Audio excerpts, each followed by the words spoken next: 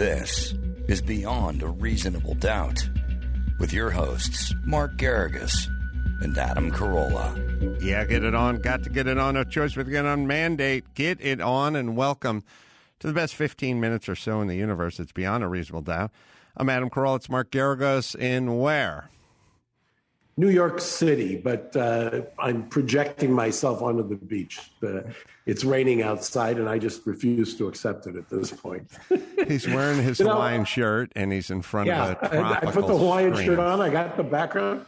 You know, the big news yesterday was that the U.S. Supreme Court basically cut the knees off legally of the NCAA, but for amateur athletes and their ability, which I think 6 states are going to do on July 1st, is allow them to use their own likeness and their own brand, so to speak, as opposed to the NCAA taking that away from them. And I think Justice Kavanaugh had a great line that was something essentially that if the NCAA had done this, or if anybody else tried to do this in any other industry, it'd be illegal. But the part that I thought you would enjoy, and I just told Gary to find it, Gary, read from Justice Gorsuch, his little clip, which I think will be Adam's tombstone. Well, explain the case first, Mark, because I'm unfamiliar with it. So basically, the NCAA has prohibited student athletes from doing is they prohibit student athletes from getting any kinds of benefits, so-called benefits, besides something like the scholarship. And that if they got anything related to or in violation of that rule, that you could be suspended. And they basically have enforced that almost to the point where programs, the football programs, generally football and basketball, where people want to use the athletes as a way for their brand to grow them. And, sometimes in basketball, that might mean one and done, and they go to the pros, and next thing you know, you got a guy who's signing a gigantic contract. Well, what the NCAA has tried to do for the last 40 years is put a wall up saying that they couldn't do that. And the U.S. Supreme Court basically just said, as I quoted, sorry, NCAA, that's not going to fly. This was done, and this is the first of a 2-step process, because against this backdrop of the U.S. Supreme Court, basically to saying we're stopping the NCAA from these artificial rules. And basically what they're doing is the NCAA has appropriated the likeness of a popular athlete in college. They use that for their own purposes. They make billions of dollars. And then they tell the athlete, sorry, Charlie, you got to be destitute, for lack of a better term. Well, in the past, it was about, like, you take Reggie Bush from USC. I think he had to give his Heisman back. He did. Because he got, a Chevy Caprice with rims on it or something. And it probably got like a $13,000 car. I think there might have been a down payment for a house for his parents. His dad. Yeah, so in the past, it always was sort of in the form of gifts. Well, but the thing, an easy way to think about this, at least to my brain, is, if you think about Tim Tebow, who when he was in college was maybe the most famous athlete in the world, and he absolutely had the #1 selling jersey for a 2-year stretch there, but he made no money off of that. So This is opening the door for that, for the likenesses in video games, things like that, and just direct brand sponsorship deals. These guys can sign with a particular sports brand. Right. All right. So the quote that was given by Gorsuch. Now, see, there's 6 states that have passed the law effective, I believe, July 1st, that are going to open up the athletes to allow this. The NCAA, I don't know what they do at this point. I mean, there's a fundamental reboot they're going to have to invent. And Justice Gorsuch, I thought, had a great quote. Gary, do you have it? Yeah, this is from his opinion. It says, again, however, this overreads the injunction in ways we have seen and need not belabor. Under the current decree, the NCAA is free to forbid in-kind benefits unrelated to a student's actual education. Nothing stops it from enforcing a, quote, no Lamborghini rule. And again, which model? And I thought, why isn't that? Why isn't that? I thought Adam would resist and say, if I'm an athlete and they're selling my jerseys, and why does it have to be an educational benefit? Why can't I buy a Lamborghini? That'll certainly help my studying and my educational benefits. Well, I think we're going to have to kind of rethink everything, and social media is going to be the cause of a lot of that. For instance, you know, we have child labor laws, but there's nothing that says a 4-year-old kid can't make $30 million a year making videos for YouTube about opening packages with toys, you know. So then, can kids work or can't kids work? Is it, you know, it's interesting. You couldn't get a job at McDonald's if you were under 16, but your dad could film you opening packages, opening gifts, and make your own YouTube channel and make millions of dollars. So is it inherently right that kids work or inherently wrong that kids work? I mean, obviously a child can be an actor. Why can't a child work at a fast food place if they can perform those duties? And then you start getting into college students. If Tim Tebow has a jersey and it's generating X amount of whatever income, why isn't he entitled to wet his beak the same as the kid who's opening the packages with his dad videoing it? That money's not all going to his dad or to YouTube or to some sanctioning body. That's their money. I mean, I think we all understand that example pretty clearly, or a child actor. I don't know what's so dramatically different about this other than the NCAA has had things their way for a long period of time, and I see they'd like to kind of keep that party going.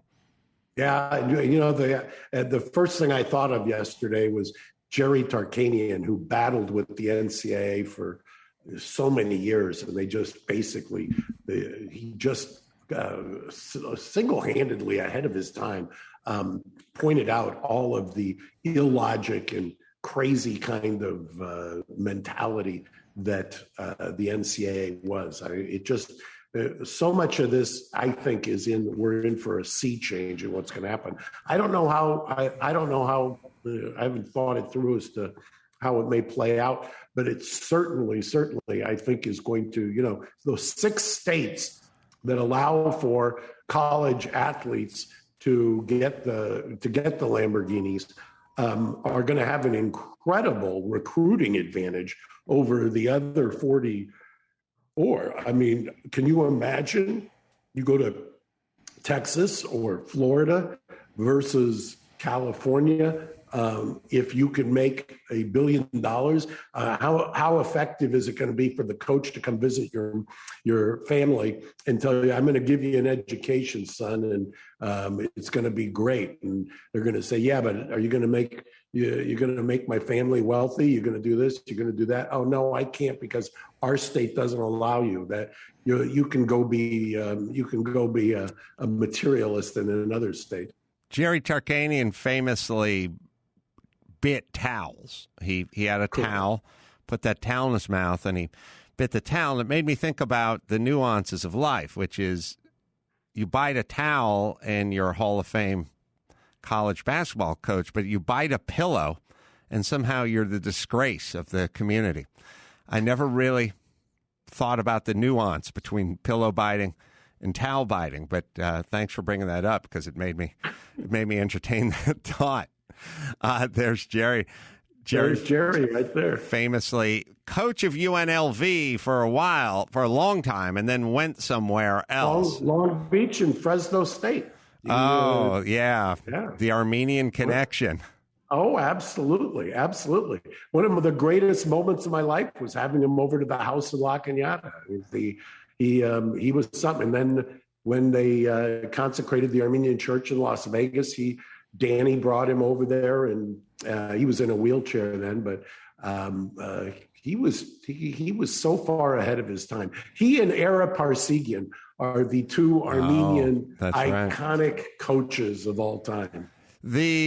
So you're right. This is going to create some crazy imbalance in recruitment, and in a weird way speaks to, you brought up Texas and Florida, they're recruiting businesses, because people want to go there and keep more of their tax revenue and that kind of thing. So, yeah, we're going to have to kind of deal with it as a society. It also, yeah, Gary's raising his hand. I was just going to say, I've noticed in a lot of the reporting around this, because I've been following this very closely, that the NCAA at every turn seems to be begging Congress to legislate this on a national level. I don't think they want Congress to do whatever they want. They have certain lobbying that they'll be doing for sure, but they seem to be ignoring the states and trying to force a national legislation.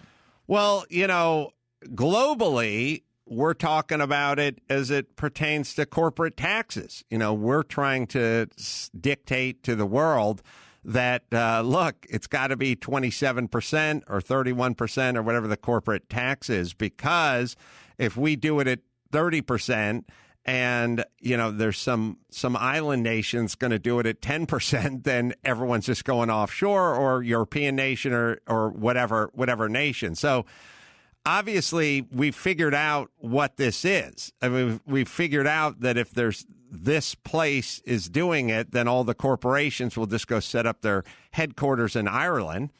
And we've kind of figured it out when it comes to colleges and recruiting now. So if you're going to try to get something passed, you really almost need to do it globally these days, because of people's ability to pick up and move, whether it's offshore as a corporation or just to another state as a blue chip recruit. Yeah, especially when you think about all of the things you can do remotely now in this brave new world. It's going to be quite a spectacle to watch it unfold. Do you have a second story you'd like to briefly touch upon?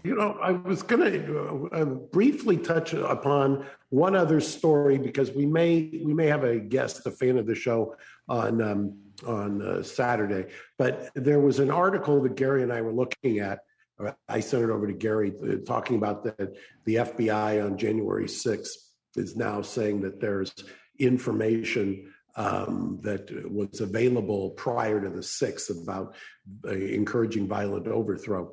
And Gary made a very good point. Gary, you want to weigh in on this? Because the way the article was written, I thought was to some degree misleading. Surprise, surprise. Yeah, me as well. The headline, which is what pops up when Mark texts me an article, says, FBI now says in court filing that Trump fans talked of revolution pre-January 6th.